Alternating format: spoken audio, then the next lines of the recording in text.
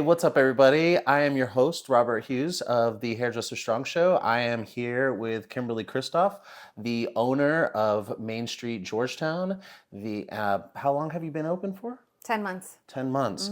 So this is Docuseries episode 1, and we are in the space now, and we'll do a walkthrough in a minute. But Kim, why don't you just introduce yourself, tell us a little bit, how long you've been in the industry, how long you have been here, and any other piece of information you think would be relevant to the audience. Okay, I'm Kimberly Christoph. This is Mane Street Georgetown. We have been here, as you said, for 10 months. I've been in the industry for 22 years. I have been a colorist the entire time, which now that I'm opening my own salon is a significant part of that because I need a team to work with me. Totally. So being a specialist has definitely changed the game for opening my own place. Oh, interesting. I'll have a couple questions about that.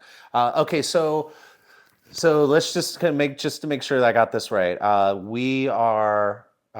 You came in here, you got the place up and running relatively quickly, but you're going to do renovations. Can you give us that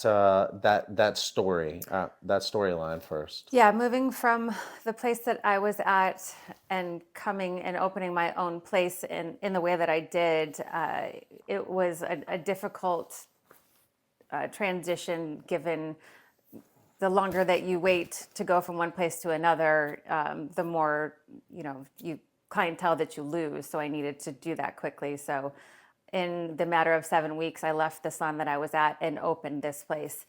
I signed a lease for a space that I knew I was going to have to renovate, but the renovation, what I thought was going to be, it'll take me a couple months. I can start with half the space and, move into the other half once I do the renovation.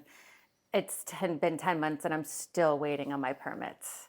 Oh, wow. So it's the permits mainly that's holding you up. Basically, yes. Jeez. Yeah. Well, let's take a look at the space as it is now. You'll see it's a beautiful space already. You might even be like, well, why are you renovating? Well, this is half the space that people are going to see. Yes. Okay.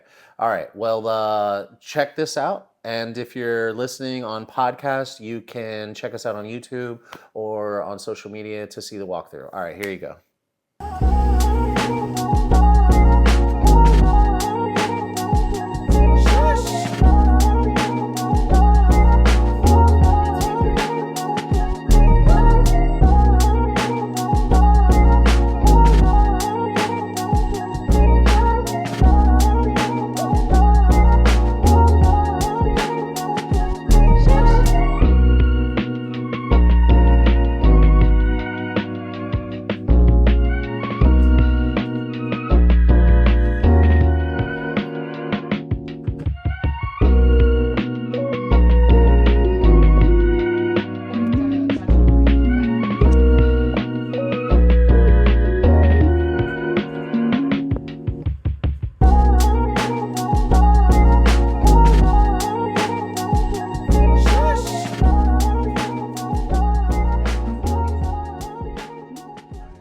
Tell us a little bit let's talk about the aesthetics of the space now. Tell us a little bit about what your thoughts are when you think about the aesthetic. You can talk about brand, you can just talk about inspiration. Just tell us a little bit speaking about design of the space. That was a hard journey for me, given the fact that this was not a brainchild that I had been, conjuring up for years and years and years. A lot of people, when they want to open their own place, think about it for a long time and really have their idea of this is what I really want. I went from working in a salon to the possibility of opening my own brand new place within a matter of a couple months. So I had to go through that entire creative process fairly quickly. So what I started with and what I ended up with were apples and Oh, really? and vegetables. It was a totally different concept. Really? From what I started out with. How so? What I thought I wanted I needed to find a space for that type of concept. Could you give us a little information to help us I, understand? I was trying, at first I was going with a much more open industrial vibe of like bare bones conceptual of loose and not necessarily refined, which was what I ended up with, was like high end luxury, very refined. The total opposite of what I started with. Gotcha. Because Oh. I needed to go with the space. So tell us about that decision. Okay, so understanding you're like, okay, I can't really do the industrial. First of all, what about the space you made you feel that way? That I couldn't go that Yeah. direction. Um, it's it's too refined to begin with. Ah, okay. And then the cost of even going that route, which I thought that would be like, oh, that's a The more cheap cost way. effective way to, Right. no, it's actually not. Yeah, It's really not. it's so funny. Like, I was trying to renovate one of our condos, and I was like, you know what, it would be so much easier if we just had concrete floors Yeah, because we have tenants in there, yeah, and tenants don't take care of your property. So right. like, I was like, can we just make this place like super indestructible? Mm-hmm. And it was so much money to like Expensive. have a finished concrete Yep, floor. It yep, was like 5 figures. It yeah, was crazy. yeah, Anyway, okay, so I totally get what you're saying. Okay, so yep. you're like, you come to the space, you're like industrial, and you're like, whoa, psych. Let's look at the space. So tell me about this luxury, refined.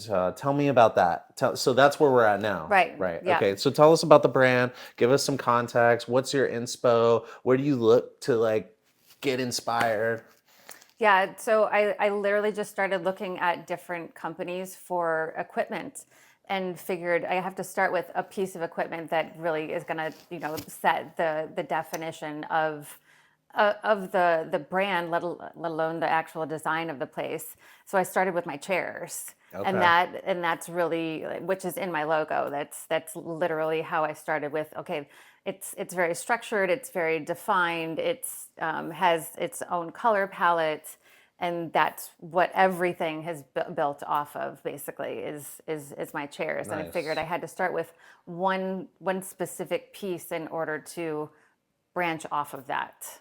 Gotcha. Nice. Okay. And so like luxury has I feel like different meanings to different people. So what does luxury mean to you?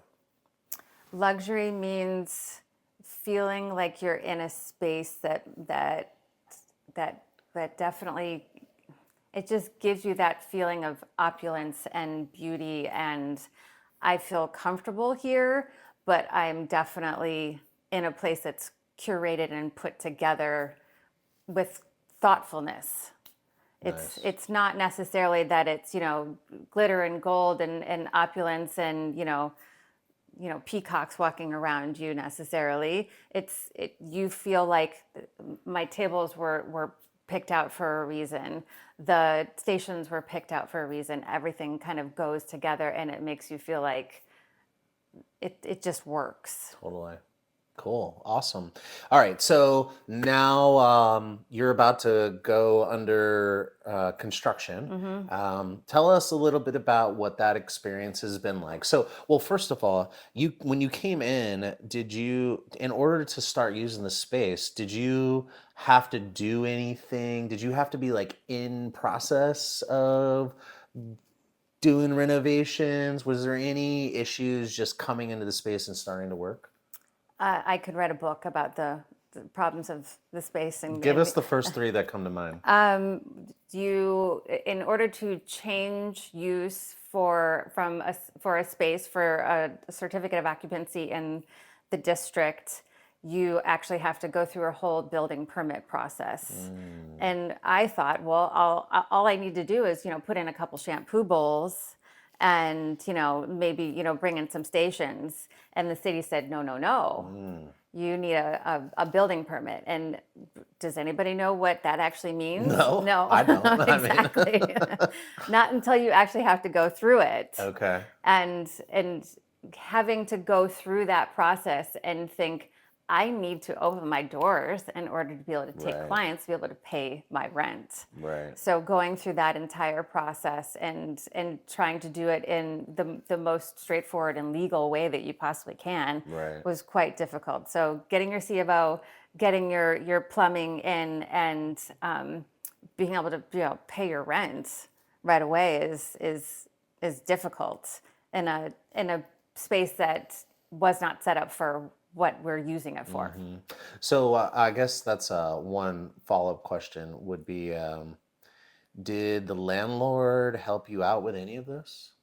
No, it's literally not their responsibility to set up your business for you. Their responsibility They helped is with guidance or give you a zero. break on rent so that you could get permits or anything? No, zero guidance. That's part of your rental negotiation before you sign your lease. I Totally. knew I was going to need some time, and I got the most time out of them that I possibly could, Gotcha. Okay. which in the grand scheme of things was nothing. Drop in the bucket. Yep, yep. Totally. Totally. Okay. All right, cool. So I think that's really good information for all of you listening and watching. And it sounds like, okay, actually, I'm not going to say anything. If you, at this point in the journey, we're probably talking, the person who you'd probably be talking to, if you're going to give a piece of advice, would be the person that is shopping for a space and about to sign something. Based on your experience coming into the space, is there any sort of advice that you would give to anybody? Take your time and do your due diligence on the space, how it was, what your C of O said, the space's C of O said before you were there. If it's a change of use, think about what it actually is going to take you to turn it into a beauty salon, and do a lot of research. ChatGPT actually helps a lot Okay, in this nice. scenario. AI gives a lot of information about what you actually need, but do your due diligence before you sign your lease, because if you can get more assistance out of your landlord, the real estate company, whatever it is, beforehand, it definitely really helps. I didn't realize how much infrastructure I was going to have to do to the building in order to be able to get the services that I needed upstairs, because Right. I'm on the second floor. Right. So take So, that time. this is a random question, just because it came to my mind. Have you used AI to with a like turn your video camera and look at the space and say, hey, how would you design this? Or anything about construction or anything like that? Just out of I have not, curiosity. but I know that my architect has. Oh, really? Yeah. That's awesome. Uh-huh. Okay, all right. So tell us about what's coming, what to expect. Like you're about to do. Tell us like what are you doing? What's the scope of stuff? You don't have to give all the details, but maybe like the high level bullets points. Because I know you're doing some plumbing. I know you're doing some electricity. Yep. Can you give us like what are like the main pillars of the scope of work you're doing first, and then we'll go into like what to expect of the layout and stuff like that. Yeah, so high level, I have to do what's called a heavy up for the electricity. Everybody knows hair dryers take a lot of electricity. Totally. So I need for 12 chairs, 12 dedicated circuits, and that does not include any of the other electricity that's going on in the place. Like I have, electric shampoo bowls and a head spa going in, and all of the other, infrastructure things. So that's number one. Number two is hair salons take a lot of water. I have to bring in more water from the city, which means I have to expand the water capacity for the building from the city, which is a huge ticket item. Sounds very expensive. Huge ticket item. Yeah. The other thing is codes changed in 2022. Hair salons and nail salons now require more air ventilation due to chemicals and powders for nail services.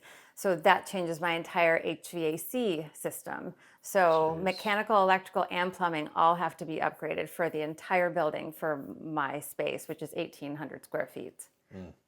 So those are the high level major things, not even counting all of the really pretty things that I'm actually excited about. Gotcha. Okay, so what we saw in the walkthrough was six stations, Hmm. right? Six double-sided stations, Three double-sided three stations. double-sided Yeah. stations, and two shampoo bowls, Yep. a front desk, and so what we didn't really see is we didn't. There's like on the it's like half of the space. 900 square feet. Yeah. So like on the other side, there's all these different rooms, Yeah. which we saw like the changing room and like the break room, but we didn't really explore because those rooms are empty. So Yeah. tell us like what your kind of vibe is, like what you're thinking for the new space, the new layout. So the new layout will be because of the way the building is set up. I have windows in the front and I have windows in the back. So every wall that I can't get rid of between window to window is going to be gone. So it opens the entire space up. So one, it looks bigger and because it is bigger, but then it allows for maneuvering of the space when needed. So if I want to, teach a class in here, I can move the stations out of the way. If we, want to do an event, it makes the space super open. So this space that we're in, there'll literally be a front desk that's right here. Where the wall is behind us, there'll be a big color bar, which can be turned into like a display buffet area very very easily, but it'll all aesthetically be pleasing as well because it'll all be like cohesive together. And then there'll be another two shampoo bowls and a head spa in the back as well for the other side. Nice. So is what we saw on the side that's done, we're already done, is it gonna look like a mirror image of that Basically, basically? yeah, Nice, yeah, nice. basically. So you're doubling your capacity or more Correct. than doubling? Doubling. You only have six stations on the other side Correct. as well? Yep. Okay. Cool. Well, that's exciting. So how long is that construction expected to take? Well, they say that it should take 9 to 10 weeks, which we Oh, all know will translate so to, 12 to 16? right. Yeah, so but that's a lot of time That's for a lot them of to time. even say 9 to 10 weeks. Yeah. I'm trying. Did you get more? Did anybody bid you faster time than that? No, More? more. Oh, really? So this is the low one that you Yep. know is going to extend. Correct. Yeah, Correct. that's definitely a thing with construction. Yeah. Uh-huh. It's like, oh, I'll do it faster. And then like halfway through they're like, we're gonna need to extend this. And it's gonna cost you more money. Right. Oh, we're waiting on, an inspector or a permit Yeah, or, yeah. whatever. Yeah, Yep. exactly. Well, that's exciting. So it is mid-February. And so when do you expect the construction to start? Given the fact that I'm still waiting on my permit that I've been waiting for 4 months, That's crazy. yeah, I honestly, I have no idea. My assumption is it's going to be at least another 6 weeks before they can start. Okay. Yeah. So like end of March, and then so end of March 2026, just in case you're watching this after 2026, end of March into May, June, July. So by like July, August, Yeah, it should be done. So like yeah, for the fall, that's my so for hope. the busy season, you'll Right. be ready to go. That's my hope. Cool. Yeah. That's exciting. Yeah, it's very exciting. Exciting. So we'll come back after. Actually, we should come back during construction Oh, so we can yeah. see some of the demo, and then we'll talk about how it's going, if any changes you made, or any surprises, both positive or not exciting, and then we'll do another one, maybe 3 to 6 months after you open, to talk about how it's going. Great. Cool. That Awesome. sounds awesome. Well, I guess the last piece of information is, since you've been open for 10 months, I should ask you one very important piece of information, because you kind of alluded to it, but not really, is talk about your team. How big you came over by yourself, Yeah. right? Yeah. But not by yourself. You have, tell us who you started on day one with, and then tell us what it looks like, what your team looks like now. So I came over with my right hand, my left hand, and probably most of my right foot as well. who is Leah, my salon. What do we want to call you? Your salon maven. I call her my Leah's salon watching. maven. Yes, yes, She's in the background. yeah. So she takes care of everything that I can't take care of because I'm behind the chair the majority of the time. She does all of our marketing, our social media, takes care of all of the clients, makes incredible coffees. She's definitely the person that the glue that holds the whole place together. She also does all of our first interviews, so I don't have to go through that entire process. Nice. So as of right now, I have myself. As I said, I'm a specialist. So I only do color, and then we just hired number 4 other ladies that are not specialists. They 4 do other everything. people. Correct. Okay. Yeah. And are they full-time, part-time? 3 full-time, 1 part-time. One of the full-time is about to go on maternity leave, Okay. but she will be back in 2 months. So that's pretty good for 10 months. I feel Yeah. like there's a lot of people that struggle to build a team. So Yeah, it that's has definitely that's been good. interesting. Yeah. Have you hired and let go of people or had people Yeah. leave? Yeah. How many people have you been through? The original lady that I started with, we parted ways after 4 or 5 months. It just wasn't the right fit for her. The level that we were looking for wasn't the right fit. And then I also parted ways with an associate that I brought on that just wasn't ready for the industry. Okay, Yeah. so 2, that's not bad. How many people, and I don't know if you know this, maybe our mysterious Leah in the background knows this. How many people have you all interviewed? 20? 20. Okay. All Yeah. right. I think that's really good context for Yeah. anybody out there who's thinking about like what this journey looks like. And mind you, we're in Georgetown, which is really center of a lot of stuff. So if you're further out in the suburbs or in a rural area, I think you should like take understand the context here. But you've done 20 interviews. You've had Out of probably 50 applicants. Okay, so 50 applicants, Yeah. 20 interviews. That left you with 2 people that it didn't work out with, but you ended up with 4 other people, which sounds like a pretty good conversion. Yeah.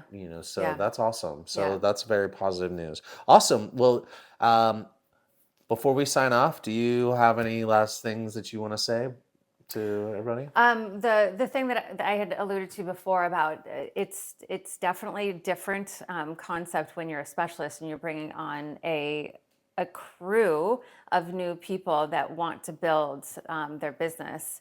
It's something to think about when you are when you're going out on your own if you are a specialist, because I'm not taking new clients because I want to build the rest of my crew. They should be the people that I'm building it with the brand. I have a wonderful and loyal clientele that I take referrals definitely, but I want to be able to build them. So as a specialist, they are the ones that are taking care of the second half, my blow dries and the cuts. So it's not necessarily building them as quickly as they would like as far as the color, given the clientele that already comes to the salon. They're solely relying on new clients that the brand can bring in, and you can only bring in so many. At this point, we're bringing in anywhere between 10 and 20 brand new clients a month, which to 3 people that are trying to build a clientele, that's not a lot. Right. So I guess you're making me think of another question, or maybe even a whole nother conversation. But like, well, because the space that we like to talk about the most is the hiring, Right. the recruitment, acquisition, development, retention of talent, and it's like what we've noticed is that there's quite a few salons that have opened up that we've been talking to the owners that are saying that they've had various ish challenges bringing and building up a talent like a deck of talent. Could you tell us anybody who's out there who maybe not even be new? It's just maybe there's a salon owner out there that's trying to like attract people. Can you tell us like what your experience has been? Like, have you had stylists who have books, or are they mostly people who don't have clientele? And like, what is that conversation like? What do people who have come to you? What have they said that they want from you, and what have they said that they're trying to do with their career? I don't. I have some ideas, but I don't want to say anything. I want to see what you say. Yeah, that has been part of the evolution of this scenario, because I've hired people in the past, but I've never hired an entire crew of people. So the amount of like questions and the way that the interviews evolve into, the different conversations has definitely really structured and a very clear understanding of how to interview people and have realistic expectations of them, as well as get their expectations of you out of them, because there's a lot of assumptions. Like I hired one woman who's wonderful and talented, and she's been in this industry in this area, not specifically Georgetown, but in the DC area for 20 something years. And she said, the salon she was at before had closed, and she was looking for a new home. And my assumption was, of course, she's looking for a new home. She wants, to bring the clientele that she already has into her new space, because her space had closed. Total assumption on my part that meant that she wanted to actually move her entire clientele here and work here full time and be like a committed employee. She had already established herself renting a chair somewhere else that was very close to where she was before, had zero intention of moving that clientele to here, and had zero intention of working full time here at any point. Interesting. So it was my assumption of the conversation of what she was saying versus I should have asked, what does that actually look like for you? So those conversations have really, really gotten very, very specific and defined, compared to, well, of course she's looking for a new home. That means that she wants that to be her full-time home. That wasn't the case whatsoever. And that was on me, because I didn't clarify that with her. And she's perfectly lovely, and she's a part-time employee, and it's working out great. She was concerned about the price point that she was at before and the price point that she is at here. Those two things don't mix with the clientele that she has at her other place, and she didn't want to lose them. So I totally understand. So that conversation has really evolved and gotten much more specific and much more detailed with the lady I just hired just the other day. So if you had to track, or let's just say is there any common thread through what people want from you and your business? Like, are there any things that are similar? Or, I mean, I'm sure there's a lot of differences, but what are the similar things that people say that they are wanting when they come in asking for a job? Benefits, Oh, yeah? first and foremost. Really? Oh yeah, they want Interesting. benefits. Like what type of benefits? Anything specific? Healthcare. Healthcare. Yeah, Interesting. yeah. They want insurance. Health insurance. Health insurance. Yeah, And do you provide health I insurance? do, because it's like the first thing everybody has asked for. Wow. I feel like we need another whole nother episode for that. We definitely should talk about that. Okay, what else do they say? A collaborative environment versus this is your job, just do your job environment. They want it where it's an open conversation, and they can come with grievances, and it's not the end of the world. They want to be able to tell me, I need you to change this, and they want to be told, I want you to change this, versus having that uncomfortable feeling of, I don't want to have to talk to my owner about something because I know it's going to go badly. Okay. Okay, cool. So benefits and like good communication Yeah. vibes, and Yeah. maybe like transparency. Transparency. Yeah. Yep. Anything else that is They common want you between them? to immediately build them up to, six-figure salary. Totally.